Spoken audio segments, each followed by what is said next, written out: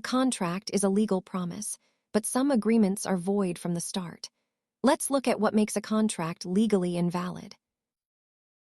A void contract is an agreement that has no legal force. It is treated as if it never existed in the eyes of the law. Because a void contract lacks one or more essential legal requirements, neither party can enforce it in court. Common triggers include illegal activities, signing while underage, or agreeing to terms that are physically impossible to perform. It is important to distinguish between void and voidable contracts.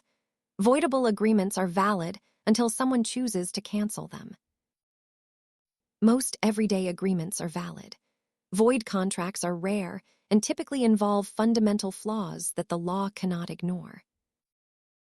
Remember that a void status resets the situation as if no deal was ever struck, which protects parties from illegal or forced commitments.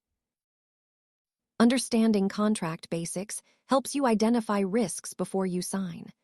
Thanks for watching, and subscribe for more finance fundamentals.